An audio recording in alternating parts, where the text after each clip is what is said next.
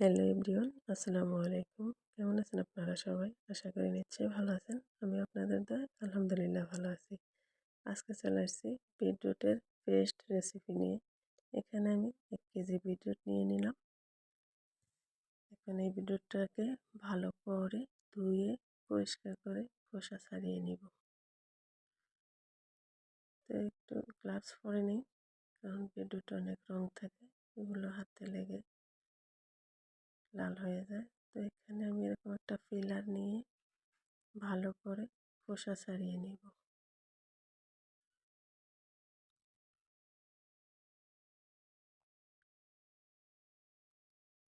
খুব সাবধানে করতে হবে যেন হাতে না লাগে।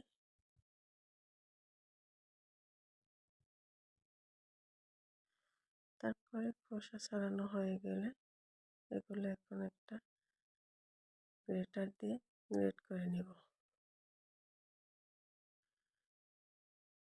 গ্রেট করে নেওয়া হয়ে গেলে এখন এগুলোকে একটা ব্লেন্ডার জাগে নিয়ে পেস্ট করতে হবে।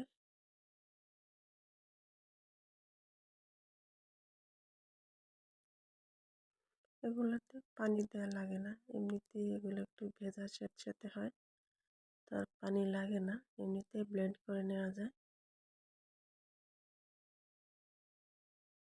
তো ব্লেন্ড করা হয়ে গেছে।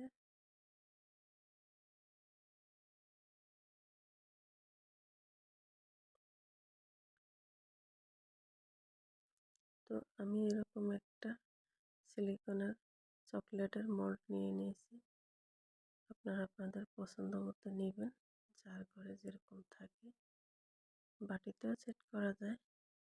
তো আমি এখন এই আইস বক্সে আর এই যে সিলিকনের মোল্ডে দুটোতেই সেট করে নেব। তারপরে ডিপ ফ্রিজে রেখে দেব। যখন মন চাইবে এখান থেকে একটা কিউব নিয়ে শরবত বানিয়ে খাওয়া যাবে, বা এখান থেকে নিয়ে যে কোনো ডেজার্ট আইটেমও করা যাবে। রমজানে আসলে এরকম একটা আইটেম যদি থাকে তাহলে শরবত করতে আর কোনো সমস্যা হয় না।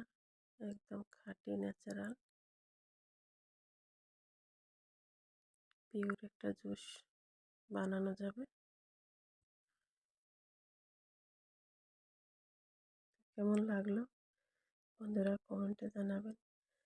আসলে বিটরুট আমাদের শরীরের অনেক উপকার। সারাদিনের ক্লান্তি দূর করে এই বিটরুটে প্রচুর পরিমাণে আয়রন, আমরা সবাই জানি। এগুলো এরকম করে সারা বছর রেখে খাওয়া যায়। তো আজ এ পর্যন্তই। সবাই অনেক ভালো থাকবেন, সুস্থ থাকবেন, নিরাপদে থাকবেন। সে পর্যন্ত টাটা।